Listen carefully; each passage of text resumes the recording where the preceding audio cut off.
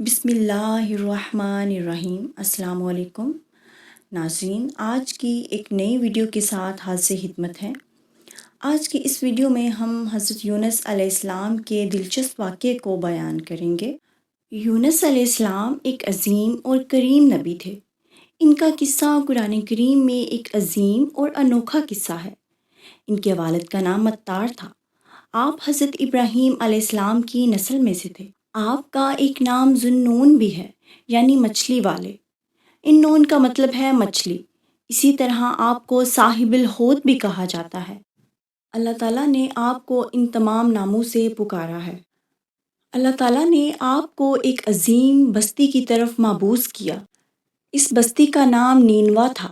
یہ عراق کے شمال میں واقع تھی، موصل کے بالمقابل تھی۔ ان دونوں کے درمیان دریائے دجلہ واقع تھا۔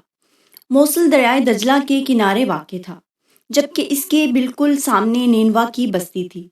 امام ابن کثیر رحمۃ اللہ علیہ نے اس بستی کے بارے میں اور اس کے آثار کے بارے میں لکھا ہے جو ان کے زمانہ میں موجود تھی۔ اس بستی میں کچھ بت تھے جو اوندے منہ گرے پڑے تھے۔ اللہ تعالیٰ نے یونس علیہ السلام کو نینوا کی طرف رسول بنا کر بھیجا۔ سورۃ الصفات آیت 139 میں ہے، اور بے شک یونس علیہ السلام رسولوں میں سے تھے۔ اور آیت 147 میں فرماتے ہیں، اور ہم نے یونس علیہ السلام کو 1,00,000 بلکہ اور زیادہ آدمیوں کی طرف بھیجا، یعنی ان کی تعداد 1,00,000 سے زیادہ تھی۔ بہت سے علماء کے مطابق ان کی تعداد 1,20,000 یا اس سے زیادہ تھی، اور کچھ کے مطابق 1,20,000 تھی، اور وہ سب کے سب کفر پر تھے۔ حضرت یونس علیہ السلام انہیں سال ہر سال توحید کی دعوت دیتے رہے، اور وہ اپنے کفر پر ہی ڈٹے رہے۔ انہوں نے حضرت یونس علیہ السلام پر ظلم و ستم کرنا شروع کر دیا، اور آپ کو مصائب و آلام سے دوچار کیا گیا، جس طرح دوسرے انبیاء کے ساتھ کیا گیا۔ آپ کے ساتھ بھی ویسا ہی سلوک کیا گیا۔ لہٰذا آپ نے اپنی قوم کو آگاہ کرتے ہوئے یہ اعلان فرمایا کہ فلاں دن تم پر عذاب آئے گا۔ پھر خود غصے کی حالت میں اس بستی سے نکل گئے، جبکہ اللہ تعالیٰ نے ان کو متعین دن کی اجازت تو دی تھی، مگر اس بستی سے نکل جانے کا حکم نہیں دیا تھا۔ جب آپ نے انہیں یہ مہلت سنائی تو خود غصے کی حالت میں اس بستی سے نکل گئے۔ سورۃ انبیاء آیت 87 میں اللہ تعالیٰ فرماتے ہیں، مچھلی والے کو یاد کرو جبکہ وہ غصے میں چل دیا اور خیال کیا کہ ہم اس کو نہ پکڑ سکیں گے۔ اس آیت کی تفسیر میں امام رازی رحمۃ اللہ علیہ لکھتے ہیں، جس نے یہ گمان کیا کہ اللہ اس کو پکڑنے کی قوت اور قدرت نہیں رکھتا، وہ آدمی کافر ہے۔ سیدنا امیر معاویہ رضی اللہ تعالیٰ عنہ سے روایت ہے، انہوں نے سیدنا ابن عباس رضی اللہ تعالیٰ عنہ سے کہا، آج رات قرآن کریم کی چند آیات کے معنی میں الجھ کر رہ گیا، مجھے کوئی رستہ سجائی نہیں دے رہا، اس الجھن سے کیسے نکلوں؟ مجھے بس آپ نظر آتے ہیں جو ان آیات کا مطلب بتا سکتے ہیں۔ کم از کم میں ان آیات کے معنی اور تفسیر نہیں سمجھ سکا۔ تو آپ رضی اللہ تعالیٰ عنہ نے پوچھا، وہ کون سی آیات ہیں؟ تو امیر سیدنا معاویہ رضی اللہ تعالیٰ عنہ کہنے لگے، یونس علیہ السلام کا یہ خیال کرنا کہ اللہ ان پر قدرت نہیں رکھتے۔ تو سیدنا عباس رضی اللہ تعالیٰ عنہ نے فرمایا، اس سے مراد یہ نہیں، یہاں یہ لفظ قدر تنگی کے معنی میں آیا ہے، قدرت اور طاقت کے معنی میں نہیں۔ تنگی اور قدرت بامعنی قدرت دونوں کا استعمال کیا ہے۔ تنگی کے معنی کی مثال سورۃ الطلاق آیت نمبر 7 میں ہے، اور جس پر اس کے رزق کی تنگی کی گئی ہو، تو جو رزق اللہ نے اس کو دے رکھا ہو، اس کو چاہے اپنی حیثیت کے مطابق اس رزق میں سے اللہ تعالیٰ کی راہ میں دے۔ تو اس آیت میں بھی یہی معنی مراد تھے کہ انہوں نے گمان کر لیا کہ ہم اس پر تنگی نہیں کریں گے، یعنی ان کا خیال یہ تھا کہ اگرچہ وہ اللہ تعالیٰ کی اجازت کے بغیر نکل کھڑے ہوئے ہیں، مگر پھر بھی اللہ تعالیٰ ان پر تنگی نہیں کریں گے، کیونکہ وہ اللہ تعالیٰ کے معزز نبی اور رسول ہیں، اور ان کی قوم کے لوگ اللہ کی گرفت اور عذاب کے مستحق ہیں، اور انہی پر اللہ کا عذاب نازل ہونے والا ہے۔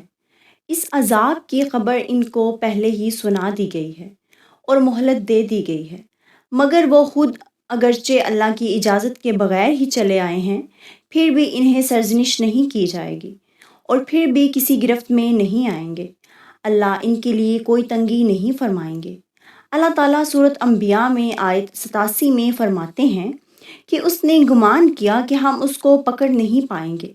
مسئلہ یہ کہ ہم انہیں کوئی سزا نہیں دیں گے اور ان پر کسی طرح کی تنگی نہیں کریں گے، اور وہ سمندر کی طرف چل دیے۔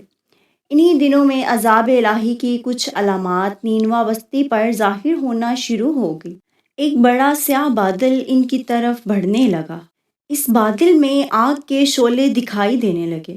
ان لوگوں نے وہ سیاہ بادل ان متعین دنوں میں سے پہلے ہی دیکھ لیے، اور وہ سمجھ گئے کہ جس طرح سیدنا یونس علیہ السلام نے ان کو عذاب سے آگاہ کیا تھا، تو یہ عذاب ان پر نازل ہو کر ہی رہے گا۔ اور جو عذاب سیدنا لوط کی قوم پر آیا تھا، وہ اس کو جانتے تھے۔ ان کی بستی ان کے قریب ہی تھی اور وہ ڈر گئے۔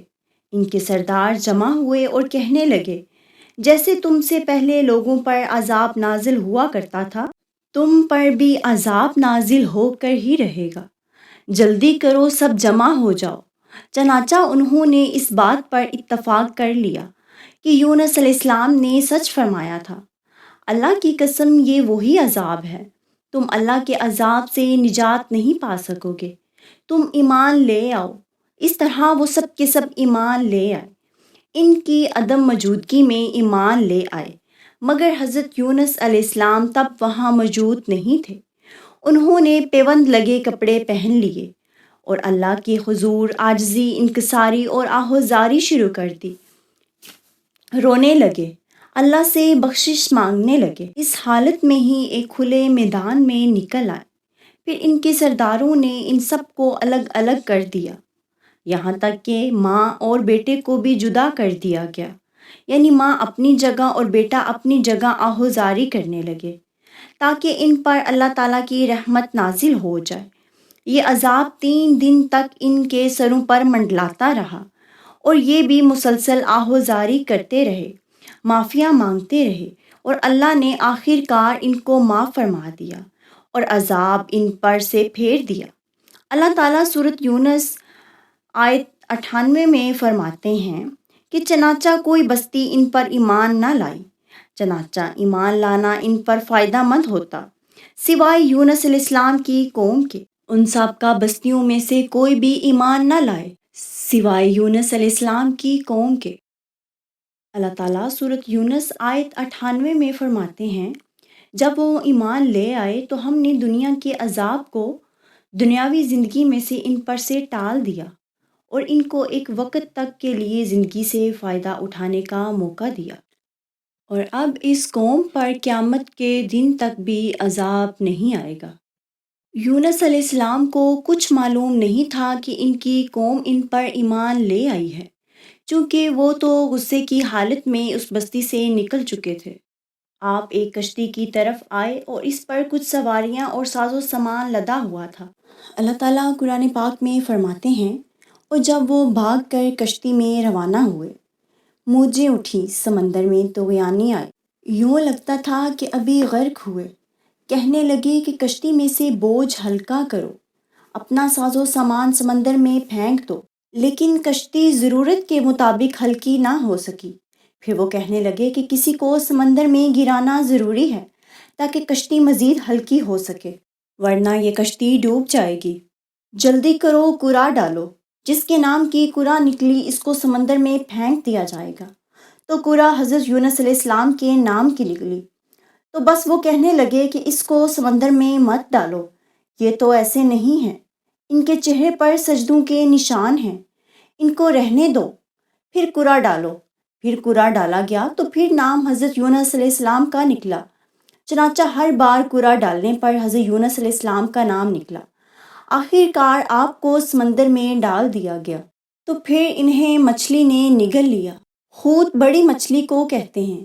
اللہ تعالیٰ نے مچھلی کو حکم دیا کہ ان کو کھانا نہیں، نہ ان کے جسم کو کوئی نقصان پہنچے۔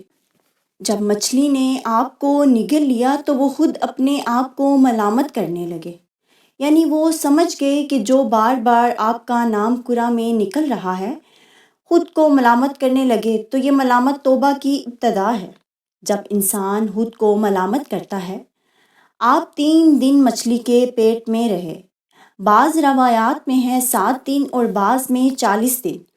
مچھلی کے پیٹ میں آپ نے اللہ کو پکارا اور دن رات آپ نے لا الہ الا انت سبحانک انی کنت من الظالمین کا ورد کیا۔ اللہ تعالیٰ فرماتا ہے کہ اگر یہ پاکی بیان نہ کرتے تو لوگوں کے اٹھائے جانے والے دن تک مچھلی کے پیٹ میں ہی رہتے۔ اس ورد کو کرنے کی وجہ سے اللہ نے آپ کو مچھلی کے پیٹ سے نجات عطا فرمائی۔ مچھلی کنارے پر پہنچی، آپ کو ادھر نکال کر چلی گئی اور آپ اس وقت بیمار تھے۔ آپ کے قریب ایک بیلدار درخت تھا، اس نے آپ پر سایہ فرمایا۔ وہ کدو کا درخت تھا، کیونکہ اس درخت کے پتے چوڑے ہوتے ہیں، اور اس درخت نے آپ کے جسم کو ڈھانپے رکھا، اور اس بیل سے خوشبو آتی تھی جو آپ کو فرحت بخشتی، اور اس کی خصوصیات یہ بھی تھیں کہ اس سے آپ سے حشرات الارض کو دور رکھا گیا، اور ایک بکری کو آپ کی خوراک کے لیے مامور کر دیا گیا جو روزانہ آ کر آپ کو دودھ پلاتی۔ آپ کی حالت بہتر ہوتی گئی، آپ توانا ہو گئے اور کچھ بہتر ہونے لگے۔ جب آپ کی حالت بہتر ہوئی تو اللہ نے آپ کو پھر آپ کی قوم کی طرف بھیجا۔ پھر اللہ تعالیٰ نے قرآن پاک میں فرمایا ہے، ہم نے آپ کو اور زیادہ آدمیوں کی طرف بھیجا اور بس وہ ایمان لے آئے، اور ہم نے ان کو ایک زمانے تک عیش و عشرت دی۔ تو ناظرین، یہ تھی آج کی ویڈیو۔ امید کرتی ہوں آپ کو آج کی ویڈیو پسند آئی ہوگی۔ ہماری اس ویڈیو کو شیئر کرنا مت بھولیے گا۔ اگر آپ نے ابھی تک ہمارے چینل کو سبسکرائب نہیں کیا تو ہمارے چینل کو سبسکرائب کریں۔ شکریہ۔